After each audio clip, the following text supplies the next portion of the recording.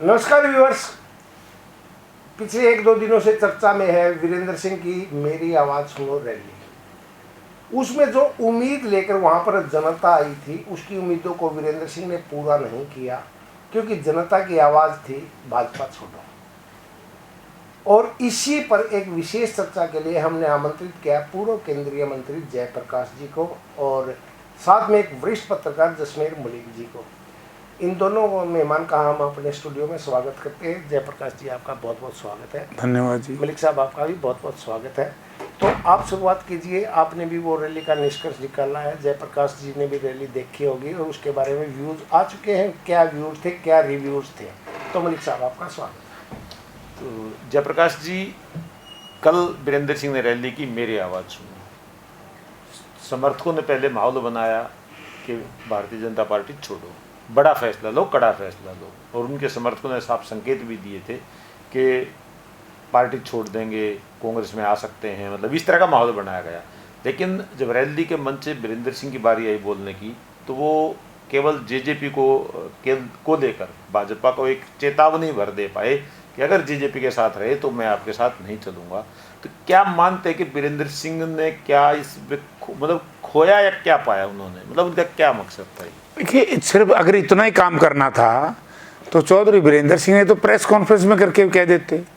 ये तो पिछले 7-8 महीने से, जिस दिन से इलेक्शन की सुगबुगाहट शुरू हुई है, तो उसी दिन से इन दोनों पार्टी के नेताओं में आपस में बड़ा भारी, वो कहते मैं उच्चारण छोड़ दूंगा, वो कहता मैं उच्चारण छोड़ दूंगा। मुझे आश्चर्य तो इस बात का है कि वीरेंद्र सिंह इतने लंबे अरसे से राजनीति करते आ रहे हैं, और जब वो बात कह रहे थे और जो जिस तरह का जवाब जेजेपी के नेताओं ने दिया कि वीरेंद्र सिंह की क्या हैसियत है, वीरेंद्र सिंह तो खाली एक वर्किंग कमेटी का स्टेट एग्जीक्यूटिव का मेंबर है, इसका क्या है, तो इस तरह के शब्दों का इस्तेमाल किया। तो वीरेंद्र सिंह को तो उसी दिन पार्टी छोड़नी चाहिए थी। वैसे तो देखो, जब ये गठबंधन हुआ तो वीरेंद्र सिंह जी आज विरोध कर रहे हैं 4 साल के बाद, उसी दिन करना चाहिए था जब ये गठबंधन में सरकार में आए। तो जब तो को बोले उनके बेटे सांसद तो है, फिर जाओ सांसद हैं, तो कैसे करते हो? स्वर्गीय चौधरी बंसीलाल मुख्यमंत्री थे और मैं चौधरी बंसीलाल जी की पार्टी का MP था। याद होगा 1997 में इसी तरीके से सैद्धांतिक मतभेद हुए मेरे चौधरी बंसीलाल जी से और मैं उनसे अलग हो गया। याद होगा, जींद की जनता को तो पता है कि हुड्डा ग्राउंड में आमने सामने रैली की बात हुई थी, फिर एक दिन पहले चौधरी बंसीलाल ने की, फिर मैंने की। तो उसमें क्या दिक्कत है भाई? तो चौधरी साहब क्यों मतलब इतना डिसीजन नहीं ले पाए? डिफेंसिव क्यों? देखो, राजनीति में जिस आदमी में निर्णय लेने की क्षमता ना हो, वो हमेशा ही इसी तरीके से नुकसान हो जाता है। जो राजनीतिक व्यक्ति 40 साल तक कांग्रेस की राजनीति की, कांग्रेस के राष्ट्रीय महासचिव तक रहे, कई स्टेटों के चुनाव प्रभारी भी रहे, अब वो सेंटर मोदी सरकार में मंत्री भी रहे, तो मतलब और वो छोटू राम जी से जिनका नाता है, मतलब क्या वो इतने भी मतलब आप नहीं मानते कि भाई उनको? देखिए, एक कहावत है, मौका चुका फुलानी गावाड़ पताड़। मैं एक उदाहरण देना चाहता हूँ। जब मैं बहुत छोटा नहीं था, युवा जनता दल का प्रदेश का अध्यक्ष था, और एक बात, कर्नाटका के चीफ मिनिस्टर रामकिशन हेगड़े जी का इस्तीफा हुआ था और गौड़ा साहब, देवगौड़ा जी को उस वक्त मुख्यमंत्री को ओथ दिलानी थी। लेकिन परिस्थितियाँ ऐसी हुई कि देवगौड़ा जी की बजाय पार्टी ने रातों रात ओथ दिला दी। हेगड़े साहब ना, हेगड़े साहब ने इस्तीफा दिया था, ओथ दिला दी थी जो अब चीफ मिनिस्टर थे ना बीजेपी के, इनके पिताजी को। हाँ। तो हेगड़े साहब, इसने कहा गौड़ा जी ने कि मैं इनकी सरकार में मंत्री नहीं बनूंगा, और नहीं बने। 17 डिपार्टमेंट देते थे। चौधरी वीरेंद्र सिंह चूक तो बहुत पहले से कर रहे हैं। 1991 में जब चौधरी भजनलाल सिंह के वैचारिक मतभेद थे तो उनके मंत्रिमंडल में नहीं जाना चाहिए था। एक तो वो निर्णय खराब हुआ, उनके साथ रहे। फिर चौधरी भजनलाल जी ने इनको बहुत बुरी तरीके से अपमानित करके अपने मंत्रिमंडल में से बर्खास्त किया। इनसे इस्तीफा मांगा था लेकिन दिया नहीं तो बर्खास्त कर दिए जी। और उसके बाद फिर उनके साथ रहे। तो इस तरीके से आदमी जो ढिलमुल नीति अपनाता है तो राजनीति में उसको नुकसान ही रहता है। जयप्रकाश जी, एक निर्णय आपने खराब करा था 2009 में, जब ये उचाला से विधानसभा चुनाव लड़ रहे थे, तो आपने चौटाला साहब की पैरवी की थी, उनको वोट दिलाए थे, उसके कल वो 600 वोटों से हार गए। ये मैं नहीं कहा, इन्होंने पिछले एपिसोड में कहा था। तो इनने कहा होगा मन्ना की मेरे लोगों ने नहीं वोट दिया। तो अब आप बता दो ना, आपने की थी क्या ना मन्ना की हेल्प? ना मन्ना तो कोई चौटाला की हेल्प नहीं करी। लेकिन कई बार राजनीति में क्या होता है, और राजनीति में ये हो जाता है, जो हमारे सिंपैथाइजर थे जी और चौधरी वीरेंद्र सिंह के जो समर्थक थे, उनमें आपस में कोई बात होगी। उन्होंने कुलदीप बिश्नोई की हेल्प की थी, सुना है मैंने। जो आपके जब आप लोकसभा चुनाव आपने हाँ, यह भी फर्क पड़ गया होगा बात का। तो इसका बदला आपने ले लिया था? मैं नहीं लंदा लुंदा, तो लोगों ने ले लिया, मैं तो किसी को छेड़ता ही तो नहीं। वीरेंद्र सिंह ये कहते हैं कि 2005 में मैं मुख्यमंत्री बन जाता जब भूपेंद्र सिंह हुड्डा को बनाया। मेरा तो जींद के एमएलए और खासकर उन्होंने आपके भाई का रणधीर सिंह का नाम लिया कि उन्होंने मेरी मदद नहीं की, मेरा नाम नहीं लिया, मेरे साथ नहीं खड़े हुए। देखिए, चौधरी वीरेंद्र सिंह अगर 2005 की बात करे तो किसी ने रोका था? इन पर तो 2 एमएलए थे, मेरे भाई का नाम लेते हुए। ये तो तीसरे एमएलए का नाम तो बता दो। मैं तो खुद इनके पास गया था जब मैं मेंबर पार्लियामेंट था कि भाई मुकाबला है चौधरी भूपेंद्र सिंह हुड्डा का और भजनलाल जी के बीच में, आप चौधरी भूपेंद्र सिंह हुड्डा का साथ दो ताकि संदेश जाएगा अपने इलाके में। तो वो भी तो इसी धरती के हैं, चौधरी भूपेंद्र सिंह हुड्डा। अगर उनके पिताजी नहीं तो उनकी माताजी इस धरती की। भूपेंद्र सिंह हुड्डा मंत्रिमंडल में फाइनेंस मिनिस्टर बन गए तो उसको क्या कहेंगे? मैं कहता हूँ ये भी भाई देखो, 2 चीज़ है। या तो आप नेता की बात करते हैं, जब चौधरी भूपेंद्र सिंह हुड्डा के मंत्रिमंडल में चले गए ये, तो नेता तो चौधरी भूपेंद्र सिंह हो गए ना तो चौधरी भूपेंद्र सिंह हुड्डा को नेता मानना। मतलब आप ये मानते हैं कि भाई ये नेतृत्व स्वीकार भी करते हैं, उसको मानते भी नहीं है? यही गलत है, इसीलिए इलाके को नुकसान हो रहा है। कौन से इलाके को? पूरे जींद को या उचाना को या उत्तरी हरियाणा को? जैसे वो ना उत्तरी हरियाणा का कोई ठेकेदार को नहीं, उसमें तो सब लोग हैं। उत्तरी मध्य हरियाणा विकास संगठन, चलो उनका तो कुछ हो, मैं किसी की बात नहीं करता। लेकिन मैं ये कह सकता हूँ कि उत्तर हरियाणा में बहुत नेता है। जयप्रकाश भी उसी उत्तरी हरियाणा में पैदा हुआ ना, 5 मिनट लाता हूँ निर्णय लेते हुए। वीरेंद्र सिंह तो ये भी कहते हैं रोहतक वालों से सीख लो, एक बार उनके पास पावर आई तो देखो लगातार अपने नेता का साथ नहीं छोड़ते। जींद वाले मेरे को तब हरा देते जब मुझे जरूरत, और उनमें जयप्रकाश 1 नंबर पे आते हैं जो उनको हराने में मदद करते हैं। अरे मन ने तो सही फैसला लिया था। क्या लिया? इनके बांगर के धनु परिवार के नरवाने के पेट में दर्द रहा है कि जेपी ने गलत जगह पकड़ी दे दी। अरे मैंने कभी ऐसे व्यक्ति का साथ नहीं दिया जिसको ये इलाका पसंद नहीं करता था। आपको याद होगा 1991 में, इसमें कोई 2 राय नहीं कि मुकाबला था स्वर्गीय चौधरी भजनलाल जी का और वीरेंद्र सिंह का जी। तो किसने क्या नरवाना वाले दूसरे नेताओं ने इनका सपोर्ट नहीं किया भजनलाल जी को? सुरजेवाला की तरफ इशारा है क्या आपको? कोई हो यार, मैं ना तो जेपी पे ठीक रह के फोड़ते हैं लाके भाई, इसलिए मेरी लोकप्रियता से परेशान है बेचारे हैं और मुझे मार करके सोते हैं। सुबह जनता मुझे उठा देती है, जिंदा रखती है। बहुत बार प्रयास किए इन लोगों ने जयप्रकाश को कमजोर करने के लिए, मेरे खिलाफ तरह तरह के दुष्प्रचार करने का प्रयास किया, लेकिन जयप्रकाश आज फिर भी इस बात पे तो जिंदा है। देखिए कि हम निर्णय लेते हैं। वीरेंद्र सिंह को जब कांग्रेस में जब उनको लगा कि वो कहते हैं कि भाई मुझे केंद्रीय मंत्री बनने से रोक दिया गया था मनमोहन सरकार, इसलिए मैं भाजपा में आया और भाजपा ने इनको केंद्रीय मंत्री बनाया। इनकी धर्मपत्नी विधानसभा में गई, इनका बेटा सांसद है। तो बीजेपी से क्या चाहते हैं वीरेंद्र सिंह? मेरे एक बात समझ में नहीं आती। वीरेंद्र सिंह बहुत पुराने नेता हैं, उनको इस बात का मालूम नहीं कि जब मंत्री बनता है, मैं तो खुद मंत्री बना हूँ, मेरे पास तो चिट्ठी आई नहीं। और आज जो ये एनडीए का मंत्रिमंडल है, उसका कोई एक मंत्री कह दो किसी पे चिट्ठी आई हो। प्रदेश के जो मंत्री हैं, समय चौधरी वीरेंद्र सिंह प्रदेश में मंत्री रह लिए। चौधरी वीरेंद्र सिंह अब दोबारा मंत्री बने सेंटर में, वो दिखा दे कौन सी चिट्ठी आई थी। मतलब कोई चिट्ठियां नहीं आती कि वे आपको मंत्री सुनो आगे, मैंने कल उनका बयान पढ़ा है, भाषण दे रहे थे कि बोला मैंने कांग्रेस ने कहीं कहीं और स्वार्थ था। क्या वो स्वार्थ क्या था? वो तो वीरेंद्र सिंह जी बताएंगे।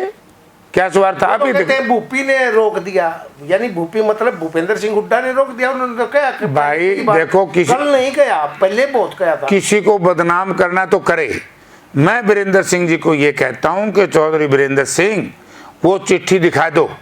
कल तो इतना बड़ा उन्होंने लोगों को भगाने का प्रयास किया, तो उसका इम्पैक्ट क्या जाएगा? इम्पैक्ट ये जाएगा कि लोगों का जचगी कि ये बुक अंडा अंडा हुड्डा का साथ दे दो। तो फिर डिप्टी सीएम दुष्यंत चौटाला मजबूत हो गए। वो आपके पास तो कोई कैंडिडेट भी नहीं है अभी तक। अरे छोड़े न, कांग्रेस का कैंडिडेट तो इतना मजबूत आएगा नाम बता दो कि दुष्यंत और चाहे वीरेंद्र सिंह और चाहे कोर सिंह हो, उनकी जमानतें जब्त हो जाएंगी। तो नहीं, जिस तरह कल उन्होंने रैली में सिर्फ जेजेपी पे रखा फोकस और कांग्रेस की तारीफ भी की, तो क्या चाहते हैं? मतलब वो बीजेपी छोड़े तो कहाँ कांग्रेस जाए? मतलब वो मतलब क्या है ये सारा? और एक कहावत है ना, बाप के नाम का सहारा तो कमजोर लोग लेते हैं, डायलॉग है ना एक जी फिल्म का। तो ये उनका सहारा क्यों ले? छोड़नी है तो छोड़ के पार जावे। मैंने भी छोड़ी है कई बार पार्टी में, तो छोड़ता हूँ चले जाता हूँ। ये क्या ड्रामा है? यही तो मैं कह रहा हूँ। कल मुझे बड़ा आश्चर्य हुआ, यानी कि एक तो जो आरोप कांग्रेस के ऊपर लगाया कि मुझे पहले चिट्ठी दी, फिर 5 बजे मेरे पास मैसेज आया कि भाई आपको नहीं मंत्रिमंडल में शामिल किया जा रहा है। भाई चौधरी वीरेंद्र सिंह जनता के साथ इस तरह का कोठाराघात और विश्वासघात ना करें, जनता को ये बताएं और किसी को झूठा बदनाम ना करें। नहीं लोकल नहीं, जनता को झूठा बदनाम ना करें ना नेताओं को। तो ऐसी वो चिट्ठी दिखाओ। ऐसी टीस क्या है उस मंत्रिमंडल की जिसमें वो कैबिनेट मंत्री रह चुके हैं अब? तो वो टीस क्या आज तक क्यों बनी हुई है? तो लोगों को यार भ्रमित करना, किसी आदमी को बदनाम करने के दुष्प्रचार करना, इन लोगों ने तो तरह तरह के आरोप चौधरी भूपेंद्र सिंह हुड्डा के खिलाफ भी लगाए थे। और कल अगर प्रधान जी जैसे जेजेपी का और बीजेपी का गठबंधन नहीं टूटता और वीरेंद्र सिंह कह दिया कि जेजेपी होगी साथ तो हम नहीं रहेंगे, तो क्या फिर ये कांग्रेस में आएंगे? तब क्या करेंगे? मन नहीं मेरा, हमने पूछ लिया क्या करेंगे। अच्छा आप ये क्या लगता है आप हुड्डा का नेतृत्व स्वीकार करेंगे? वो तो करना पड़ेगा भाई, करना पड़ेगा। और अच्छा उसके बिना कैसे बात आपने बनेगी? अभी कहा था हमारे पास बहुत मजबूत उम्मीदवार है उचाणा से, आप अपनी चॉइस के 3 उम्मीदवार मैं उचाणा नाम कांग्रेस के। मैंने एक बात कह दी, ये सारी चीजें चुनाव से पहले बताने की नहीं होती अच्छा ना। क्यों? उदय भान ने वहाँ कलायत में बता दिया था कि विकास हमारा अगला सिपाही है। ये नहीं कहा था, उदय भान जी ने ये कहा था कि जयप्रकाश जी को हमने आवश्यकता है। चौधरी भूपेंद्र सिंह हुड्डा ने ये कलायत से चुनाव नहीं लड़ेंगे, ये कहीं और जो जहां भी इनका सदुपयोग किया जाएगा वहां इनको ले जाएंगे, लेकिन विकास की जिम्मेवारी है कलायत को संभालना। आज उदय भान जी ने कहा है कि वीरेंद्र सिंह के कांग्रेस में संपर्क हैं, आज भी हैं, और वो मतलब क्या मतलब आप लोग भी चाहते हो क्या कांग्रेस पार्टी के भी वीरेंद्र सिंह को अपने पाले में ले? चाहना ना चाहने से बना अगले की मर्जी, आवागा जे रोके कौन, जावागा जे टोके कौन। यहाँ तो ना तो काला से तो देर करे ना रहना हो तो घर तेरा। मतलब ये स्थिति आज वीरेंद्र सिंह के सामने वो जेजेपी का हुआ तो नहीं कहीं, जिस तरह उन्होंने जेजेपी बार बार जेजेपी वीरेंद्र कुछ नहीं यार, जेजेपी तो फेलियर सौदा है असल में। तो मैं तो फेलियर सौदे का भी हुआ हो सकता है। नो नो नो नो कुछ नहीं तो हुआ। तो इन्हें सायरा ने, आप तो याद होगा चौधरी वीरेंद्र सिंह अपने कार्यकर्ता मीटिंग कर रहे थे, बोला या तो चौधरी देवीलाल का बूंद चढ़ा था। हाँ उन्होंने कहा, और ये बोला चाहे भूपेंद्र सिंह हुड्डा का बूंद चढ़ रहा है। अरे भूपेंद्र सिंह हुड्डा ने भूत जो चढ़ाया वो बहुत एक लंबे संघर्ष के बाद उन्होंने लोगों के मन में जगह बनाई, लोगों का विश्वास पैदा किया, और लोगों में ये विश्वास पैदा किया कि जो मैं कर रहा हूँ तुम्हारे लिए कर रहा हूँ।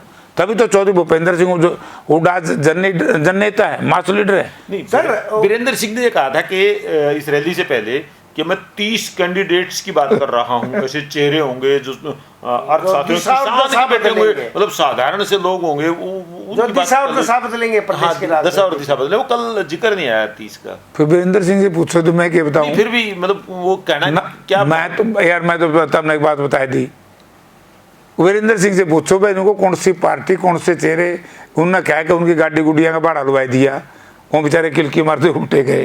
ये वीरेंद्र सिंह बताए, भाई कड़े तो खड़ा करेगा। आपको किसने बताया? हमारे पैसे खराब करा दिया, हमारी गाड़ियां पैसा लगा दिया, टाइम खराब कर दिया। आपके समर्थक भी थे, इसका मतलब ना ना, वो तो सोशल मीडिया पे ना यूट्यूबर्स कई पूछे थे गाड़ी धंधे जावन। अच्छा, तो आप मानते हो कि रैली बैकफायर करेगी वीरेंद्र सिंह पे? मन नहीं मेरा क्या करेगी। नहीं, इसके नतीजे क्या आएंगे वीरेंद्र सिंह के? इसके नतीजे तो जीरो, नतीजे जीरो। अच्छा प्रधान जी, आप नतीजे जीरो। आप जींद कलायत और आदमपुर में काफी सक्रिय हो, निशाना कहाँ है? निशाना मेरा तो कहीं है ही नहीं। नहीं कहीं वो तो नहीं, कहीं पे नहीं गए, कहीं पे नहीं। ना ना ऐसा कुछ नहीं है। मैं तो पार्टी के लिए काम करता हूँ। लेके काफी तेज दोबारा फिर शुरू ना, की गई। मैं तो केवल पार्टी के लिए काम करता हूँ, पार्टी के लिए करूँगा। चुनाव लड़ाने का मेरा फैसला पार्टी और चौधरी भूपेंद्र सिंह हुड्डा करेंगे। अगर वीरेंद्र सिंह कांग्रेस में आते हैं और वो चुनाव लड़ता है, आप उनकी मदद करेंगे उचाना में? कांग्रेस होगा तो फिर तो करूँगा। 2009 की तरह 2009 वाली करोगे या सीधे? 2009 में किए करे मेरे आपने चौटाला को वोट दिया, वीरेंद्र सिंह हार गए 600 वोटों से। कड़े दुआई आपके खास समर्थकों ने कहा कि मैं तो, क्योंकि हमारे जयप्रकाश जी को लोकसभा चुनाव में हरवाया था वीरेंद्र के, तो फिर समर्थन का ये जो न्यूनता डालने वाली परंपरा है राजनीति में, समर्थकों में को गुस्सा होगा।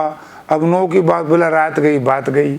अच्छा, मान गए आप नहीं, मन तो बेरे खेला खेला मन नहीं बेरे को नहीं उन्हें के कराया। मैं तो खुद ही आदमपुर तक लड़ूंगा, मन ने कहाँ फुर्सत थी यार। मैं तो ऐसी जगह चुनाव लड़ता हूँ जहाँ ये लोग उस तरफ झांक भी नहीं सकते। तो मतलब आप ये मानते हैं कि वीरेंद्र सिंह को कहीं बाहर भी किस्मत आजमा लेनी चाहिए? मैं क्यों कहूँ, तो अगर मैं ख्याल में चौधरी वीरेंद्र सिंह अच्छा, आप ये बताइए, रिटायरमेंट लोकसभा का लेंगे चुनाव लड़ेंगे या विधानसभा का? चलिए आप काम की बातों पे आते हैं। 2024 आ रहा है, मई में चुनाव होने मई से पहले आप लोकसभा में इंटरेस्टेड है या विधानसभा में? ना, मैं तो कौन से में इंटरेस्टेड नहीं। आप 3 बार सांसद रह चुके हैं, मैं तो अलग-अलग पार्टी कोई से में इंटरेस्टेड नहीं हूँ। जो मुझे पार्टी हुक्म देगी, मैंने बता दिया ना, जो मुझे पार्टी कहेगी। आदमपुर उपचुनाव में हुक्म लिया था, दिया नहीं था आपको? आपने हमें 2 दिन पहले बता दिया था कि मैं शुक्रवार को नॉमिनेशन करूंगा, और जब तो टिकट भी फाइनल हुई थी। देखो, मुझे बुला करके कहा गया था, मैं लड़ने नहीं गया था। मैं आज भी कह दूं, तो अगर आपको फिर कह दे कि जींद से आप लड़िए? नहीं, ईद क्या है तो कह देंगे। जींद में हमारे पास बहुत उम्मीदवार हैं, वो तो बाई इलेक्शन था। प्लीज, यही सवाल आज कांग्रेस के लिए सबसे बड़ा बर्डन है।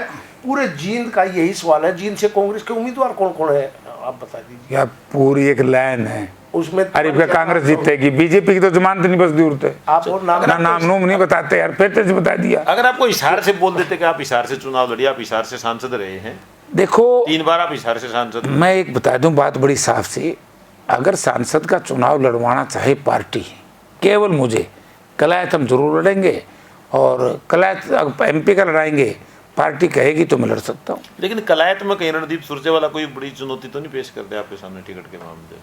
आजकल वो राष्ट्रीय महासचिव हैं, पहले कर्नाटक के प्रभारी थे। कर देगा, फिर क्या करने के बाद कर देगा, कौन किसी ने रोका है? फिर आप कैथल चले जाएंगे? मेरा नहीं क्या होगा, नहीं लड़ सकते आप आप कैथल जा सकते हैं ना। कुछ भी हो सकता है, राजनीति में हर चीज संभव है। मतलब आप संभावनाओं को बिल्कुल नकारते हैं? नो नो नो, राजनीति होती संभावनाओं पर आधारित। प्रधान जी, सीधा सा सवाल, हाईकमान आपको रणदीप सिंह के सामने कैसे खड़ा होने देगी? आप कैथल कैसे चुनाव लड़ लेंगे? वो कैसे हाईकमान कैसे खड़ा होने देगी? मैं कोई हाईकमांड के खिलाफ बोलने लग रहा हूँ, मैं तो निगु परिस्थितियाँ क्या होंगी। आपने अभी तो कहा मैं लड़ भी सकता हूँ, कहता लड़ावेगी जी, पार्टी लड़ावी तो लड़ लूंगा। पार्टी लड़ाएगी तो लड़ेंगे। हाँ, अच्छा, मतलब ये संभावना के भी रणदीप खाली कैथल भी है जी। अच्छा, वो राज्यसभा में है और राज्यसभा में है, तो कोई बात नहीं। अगर वो तो आपके बेटे भी, मैं तो बेटे हैं, वो भी तो मैं तो बता दिया आपको। या ये हो सकता है आपकी बार एक बेटा कलायत में लड़े? इनके जवाब के जवाब दे रहे हैं मलिक साहब। ये हो सकता है क्या 2 बेटे? साहब आप इनके जवाब क्यों दे रहे हैं? वो तो बेटे हैं आपकी तरह, आपके जैसे विकास बेटे हैं, उनके भी तो बेटे हैं, वो भी तो कैथल से लड़ सकते हैं। लड़वाए दो, मैं कदनाटू हूँ। फिर आप ये कहते हैं अगर मेरी टिकट कटेगी कलायत से, मेरी या मेरे बेटे की, तो मैं कैथल लड़ूंगा। आपने कहा था मीडिया में, मेरे पास में रिकॉर्ड है वो। नहीं, मैंने नहीं कहा था यार, तुम याद तो रख देनी। अच्छा, मैंने यूँ कहा था भाई कोई बात को नहीं, कलायत से हम चुनाव लड़ना चाहते हैं। अगर पार्टी हाईकमांड हमें ये कहेगी भाई चल भाई तू जब भी तुम कलायत से इनकार कर दो, तो कैथल लड़ाएगी, कैथल लड़ लिया, कैथल भी खा लिया हमने। तो ये जिद नहीं है, मतलब जिद नहीं। आपने कैथल का ही नाम चुनाव लड़ना, आपने जींद का नाम क्यों लिया? जींद तो खाली तो कोई नहीं। अच्छा, कैथल खा लिया जहाँ पर महासचिव बैठे हैं रणदीप सिंह सुरजेवाला। भाई देखो, वैसे तो मेरा गृह जिले में आज भी मैं उन नेताओं की तरह कमज़ोर और कायर नहीं हूँ कि जो ये कह दें कि भाई मेरा फलां जिला, मेरा फलां जिला।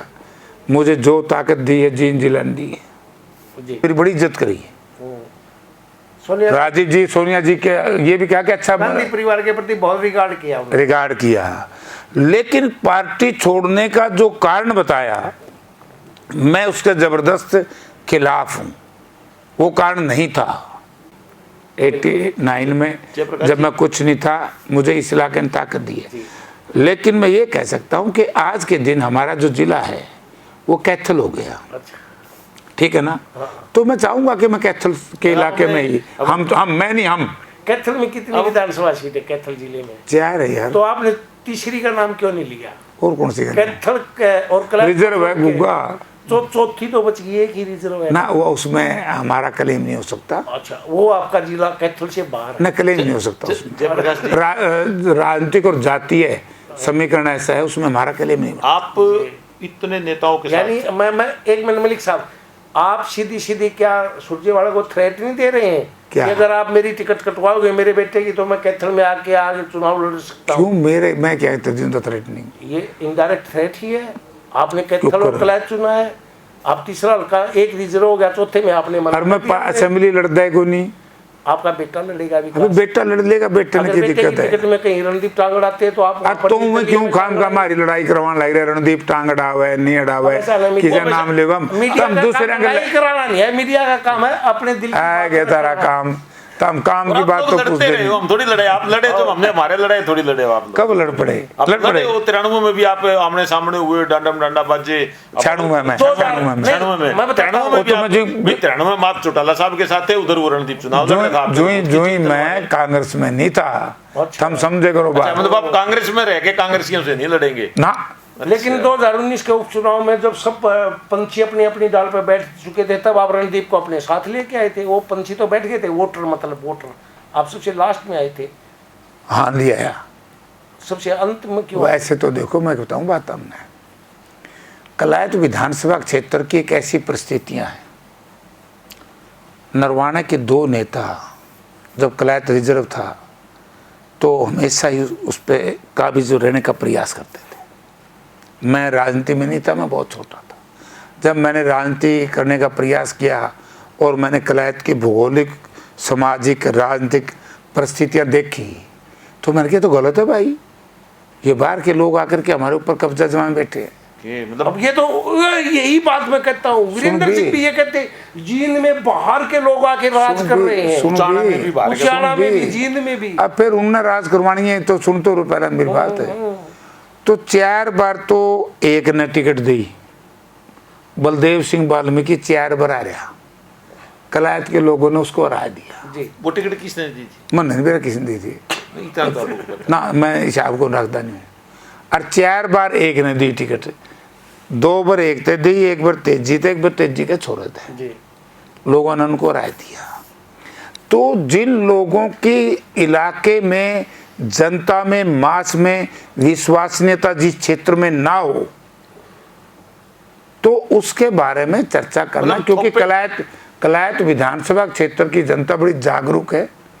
उनको ये पता है कि कलायत में जो भी विकास कार्य करवाए हैं वो जयप्रकाश की रिकमेंडेशन से चौधरी भूपेंद्र सिंह हुड्डा ने किए हैं। तो उन विकास कार्यों के दम पे फिर आप विकास चुनाव लड़वा रहे हैं। विकास के ऊपर विकास तो विकास तो कभी भी मैं लड़ूंगा, लड़ेगा तो मैं लड़ेगा भी, मैं क्या करूँ अच्छा, आप कुछ नहीं कर सकते, ना। मैं आप सिर्फ टिकट दिला देंगे लड़ो विकास। टिकट का फैसला तो जैसे वीरेंद्र सिंह ने भाई खुद पार्टी करेगी। चुनावी राजनीति संन्यास लेके बेटे को टिकट दिलवा दी। ना भाई, मेरे वीरेंद्र में फर्क है। अच्छा, क्या? वीरेंद्र सिंह तो मंत्री था, ओके, इस्तीफा दिया, मैं तो कि मैं हुए कोई नहीं।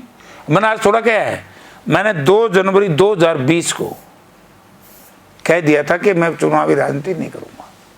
नहीं, एक तरफ आप चुनाव थे, उधर से अगर आप कह रहे भाई चुनाव नहीं पार्टी मुझे लोकसभा के लिए तैयार कहती है तो मैं लड़ने को तैयार हूँ, भाई- और आदमपुर भी लड़ने को मेरा जी को नहीं करता यार, पार्टी को तो लड़ना पड़ेगा नहीं। मतलब पार्टी जो कहेगी वो जरूर करेंगे। पार्टी की बात अपना मन मानूंगा नहीं मैं। है। ना मेरा मन नहीं, पार्टी की बात मानूंगा। प्रधान जी मेरा एक सवाल है, कुरुक्षेत्र लोकसभा, हिसार लोकसभा, सोनीपत लोकसभा, आपकी चॉइस कौन सी है? मेरी तो कौन सी है को नहीं यार। तो एक बात यूं क्यों नहीं पूछ कंधा दर्शकों को, भाई जयप्रकाश ही इस इलाके में एक ऐसा नेता है को उत्तर भारत की बात करता, को दक्षिण हरियाणा की, को उत्तर हरियाणा की, कि जयप्रकाश ही सबसे लोकप्रिय है। मैंने के 2004 में लठ बाजा था, मेरी टिकट, वह मेरे दे दी पार्टी ने। चार्ज गेट पर आपने कटवा दी, अरे कटवाए तो दी यार, फिर भी बोल भाई। बगैर झंडे बगैर डंडे के आपने वो किया था एक जलसा, वो कटवा दिया आपने। चल मेरा तो जुगाड़ बन गया, ये बिना डंडा झंडा चौधरी वीरेंद्र सिंह आया था, ये तो देखो पार्टी ने यू देख लिया था कि जयप्रकाश इलेक्शनरी आदमी है। अब तीनों जगह जेपी ने कहा ना जी मेरे को प्रधान जी, देखो आप हमारे फैमिलियर भी हो, फ्रेंडली भी हो, रिस्पेक्टेड भी हो। कुरुक्षेत्र, हिसार और सोनीपत, 1 2 3 आपसे पूछा जाए तीन में से फर्स्ट चॉइस ना, मैं नहीं दूंगा कौन सी भी, जहां से पार्टी का जी करेगा इससे लड़वाएगा, मेरा कहीं जी नहीं इससे है। अलग हटके एक बात करते हैं। आपने देवीलाल के साथ काम किया, ओम प्रकाश चौटाला के साथ काम किया, बंसीलाल के साथ काम किया, आप कांग्रेस पार्टी में हो, एक दौर में आपके वीरेंद्र सिंह के बड़े अच्छे वो थे संबंध रहे हैं, मतलब सबके साथ फिर आप कहीं ना कहीं एक भूपेंद्र हुड्डा को छोड़ दिया जाए, सबके साथ आपके संघर्ष भी रहे। आपको सबसे मजबूत प्रतिद्वंदी कौन सा नजर आया इसमें, जो जिसको लगा है इसके साथ लड़ते हुए ज्यादा मजा आता है? बड़ा पहलवान ना कौन सा नहीं गया हम तो बोधे सारे नमा बोधे जमा सौदा इंदा कुछ भी, ये तुम्हारे इलाके की बड़ी बड़ी जनता है, इन चक्कर में फंस गई। अगर इस इलाके का विकास किया है या स्वर्गीय चौधरी देवीलाल के बाद, देखो चौधरी देवीलाल एक संघर्षशील आदमी थे।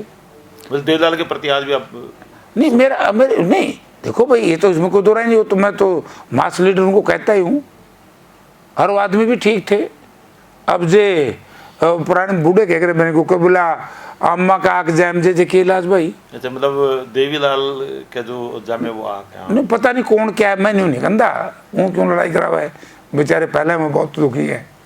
दुखी क्यों है भाई देखो परेशानी में है, क्यों कारण सब लोगों का एक मंत्री है, कैबिनेट एक मंत्री सांसद है, है, एक डिप्टी सीएम है, आपके जो प्रतिद्वंदी सब मौज में, तो लोगों का विश्वास जब उठ जाता है ना जी, प्रजातंत्र में मुख्यमंत्री, मंत्री, MP, MLA कोई भी बन सकता है परिस्थितियों के अनुसार, जनसंख्या के हिसाब से, बहुमत के हिसाब से। लेकिन मास लीडर या लोगों में के दिलों में जगह करना वो बहुत औखा काम है। राजस्थान से जा रहे हैं वो पहला भी गए थे और फिर बैरंग उल्टे आ जाएंगे, यूपी में भी गए थे, सब न्यू में आ जाएंगे तो पीछे खराब करे, हरियाणा का पीछा बाहर खराब करे, यह भी कोई अच्छी बात नहीं है। चलिए तो छोड़ के क्यों बात जाइए? क्यों आप ही बता दो ना, आप तो देखा इस परिवार को बहुत नजदीक से, हमने इतना नहीं देखा, हमने तो खाली उनकी खबरें वबरें छापते रहे, उनको देखते रहे, ऑब्जर्व करते रहे। आप तो बस जब देख गए खिड़की, वो वीरेंद्र सिंह वाली बात कौन था, बोला भूपेंद्र सिंह हुड्डा का मुंह चढ़ गया। ये आज इन सब पार्टी के नेताओं ने भूपेंद्र सिंह हुड्डा आऊ दिखा, पहला था ना छोटे बालक न्यू कह करते दादी बोला छोरे सोचे नहीं आऊगा जगह, तो आज सब नेताओं ने कहा बोला क्यों करे कर लो। आज चौधरी भूपेंद्र सिंह हुड्डा का आप ये देखिए, तो ऐसा भूपेंद्र हुड्डा में क्या है कि आज मतलब उनका इस तरह से ये जनता साथ है ना। नहीं, जनता क्यों साथ, ऐसा क्या क्यों? जनता इसलिए साथ है, देखो किसी भी नेता की विश्वसनीयता अगर जनता के जहन में चली जाए और जनता का विश्वास उस नेता पर बन जाए, तो फिर सबको एक दर्द होता है, यार बड़ा लीडर तो हुड्डा साहब बन गए तो रह गया छोटा। फिर मैं तुमने कबड्डी खेल ली है कदे? हाँ, मैंने खेल लिया, खेल लिया जी, जो तेरा वर्गा को अर्धा दिखे नहीं वो फिर फोल खेलेगा और नहीं मारेगा, नहीं टाकना का टक मारेगा, गट्टा टांग बिड़ा देगा, कंची तो काम चल जाए तो गट्टा का गट्टा मार देंगे, तेज बाज जाने फिर ढाई पड़ा है। वो आप सर्कल कबड्डी की बात कर रहे हैं? हाँ सर्कल की, और यार नहीं खेलते, खींच दिया 5 ने 1 तो ये जो है चौधरी भूपेंद्र सिंह हुड्डा के बढ़ते हुए कदमों को बहुत लोगों ने प्रयास किया, सब फेल हो गया। हरियाणा की जनता तो ये भी कहती है हुड्डा ने रोहतक को छोड़ के कहीं विकास करके नहीं की। कैसे यार, कैसे यार? रोहतक तो चमकता है, मैं जाता हूँ ना, मैं देख क्यों जींद कौन चमकदा ना, सड़कें है? चलो आपको देखो यहाँ ले चलता हूँ, हमारी सड़कें आज भी वही है। जींद में अगर जींद के कहीं विकास की जिम्मेवारी जो नहीं हुआ है तो उसकी जिम्मेवारी है 1 नंबर पे चौधरी वीरेंद्र सिंह, 2 नंबर पे है नहीं धरती पे, मैं नाम नहीं लूंगा, दूसरे नंबर पे रणदीप सिंह। ये सारे मंत्री थे और मैं यहाँ का MP था, मैं भी इसमें शामिल हूँ। मैं एक बात पूछना चाहता हूँ कि चौधरी भूपेंद्र सिंह हुड्डा के 2014 की सत्ता के बाद ये जो आज तथाकथित नेता हैं, ये न्यू कह कर दे बोला जब मैं लाखन मात्रा पार कर दूं पोड़ी तो रह जाऊं, बोला मेरी राशि भी खिंच जाए। भाई न्यू बताओ, आज तक 9 साल हो गए, वो मंत्री भी रह लिए, सत्ता में भी हैं, वो सड़क आज तक भी चालू हुई है? हो गई, कद होगी? रोहतक की रह गई, अब जींद की चालू हो गई, बस उल्टा हो गया, रिवर्स गियर। कड़ा होगी रोहतक की लखन चालू। माजरा से उधर गड्ढे हैं, जींद में बढ़िया। अरे डट तो जाए यार, आज तो आया हूँ मैं। अच्छा पुल वाला पुल खड़ा हो गया अच्छा, वो एक पुल की, यार, ये मेरे बात काम एक का। पुल की मतलब लस्सी अब भी खिंड सकती है। लस्सी तो खिंडा खिंडा हुआ है। 2 साल तो हम वाया गुआना है यहाँ, उस वक्त ये पोजीशन तो नहीं थी, नहीं आए तो बताओ। सीधे आ जाते थे रोहतक से। अब ये बातें करना, यूनिवर्सिटी 24 भूपेंद्र सिंह हुड्डा ने यहाँ बनाई। बोलते हैं और डिमांड किसकी थी? जयप्रकाश की याद होगा, जब 26 जनवरी को हुड्डा साहब पहली बार चीफ मिनिस्टर बन करके आए, इन्होंने झंडा लहराने के अपने जो संबोधन में ये क्या था, रीजनल सेंटर बनेगा। 1 साल के बाद यूनिवर्सिटी बना दी। यहाँ पर एक्सप्रेस हाईवे हुड्डा साहब के टाइम में हुआ। यहाँ पर पॉली क्लिनिक बना बहुत बड़ा, पोस्ट ग्रेजुएट वुमेन कॉलेज, जी, मानते हैं। ठीक है कि नहीं। एक मुफ्त जो आज म्यूनसिपल कमेटी की जो दफ्तर बनने लग रहा है, ये किसकी देन है? जो भूपेंद्र सिंह हुड्डा की। आपको याद होगा मांगेराम जी, रुक भी अभी आऊंगा, मांगेराम गुप्ता जी थे और जयप्रकाश था, वहाँ प्रोग्राम किया था, मैंने डिमांड रखी थी। सिविल हॉस्पिटल 200 बेड का बनाया, ANM GNM नर्सिंग कॉलेज बनाया। ये बात अलग है कि बीजेपी की बनाया या घोषणा हुई? नहीं बनाया यार, बिल्डिंग जाके देखो। ये तो चालू इसलिए नहीं होने दिया, जिन जिन के ये स्कूल है नहीं, नर्सिंग स्कूल, नर्सिंग कॉलेज किसके हैं? मन नहीं मेरा किसके पता, जींद में बस रिकॉर्ड पता करो, मन नहीं मेरा किसके हैं। अब प्रधान जी सब कुछ कहते हुए भी कुछ कहते हैं, ये क्या है? नंबर क्या नाम है? नर्सिंग कॉलेज, चौधरी किसका है? नर्सिंग कॉलेज कुछ नाम है मन नहीं मेरा। अभी तो वीरेंद्र सिंह अपना नाम का है, मन मेरा को नहीं। तो यहाँ नर्सिंग कॉलेज, ये बात अलग है कि चौधरी वीरेंद्र सिंह, सुनो, प्रकाश जी को सब पता है और वो सब पता होते हुए भी कुछ कहते नहीं। चौधरी वीरेंद्र सिंह केंद्र में मंत्री थे, उनकी पत्नी भी इसी जिन जिले से विधायक थी और यहाँ से भी बीजेपी का विधायक रहा, और जुलाना से मतलब जेजेपी का। मना आश्चर्य दुख इस बात का है, बात करते हैं कि भूपेंद्र सिंह हुड्डा ने विकास कार्य नहीं कराए, इन लोगों ने सिविल हॉस्पिटल का कनेक्शन नहीं लिया। परमेंद्र सिंह एक ऐसा साथी था जो उस वक्त लोकदल का MLA था। परमेंद्र सिंह ढुल ने असेंबली में क्वेश्चन उठाया, हमने शोर मचाया कि भाई तुम सिर्फ ये ना कहो कि हुड्डा साहब ने बनाया इसलिए चालू नहीं करा, कनेक्शन तो दे दिया कोरोना के टाइम में, लेकिन ओड़े भी ना बेडिंग थी ना कोई फैसिलिटी थी, और ANM GNM कॉलेज आज तक भी चालू नहीं किया। उस वक्त फैसला ये हुआ फिर था, घोषणा की है कि हम यहाँ सेक्टर 9 में बनाएंगे। ये तो बेरहनी के बनाऊंगे यार, ये तो कौन है साहब, उन्होंने मेडिकल कॉलेज तो बना दिया। किसने बनाया? वो मेडिकल कॉलेज भी बता दूंगा कि ऊपर बने हैं। नहीं, बीजेपी ने अभी ना बीजेपी ने नहीं बनाया है ये, दुष्यंत चौटाला ने। ना किसी ने नहीं, जो तो दुष्यंत था कोई नहीं जिसका नीम रखा। ये तो ऊन वाली जो धक्का ना पर है, वो ले तो गए थे और रैली में बकायदी लुगाई बोला साला सर काटू श्याम ले जाएंगे, बेचारी रोड़ा कर दी आई। 2014 में मनोहर लाल ने अनाउंस किया था कि मेडिकल कॉलेज में। हाँ ये बात हो, मनोहर लाल जी ने अनाउंस किया था। और क्यों किया था?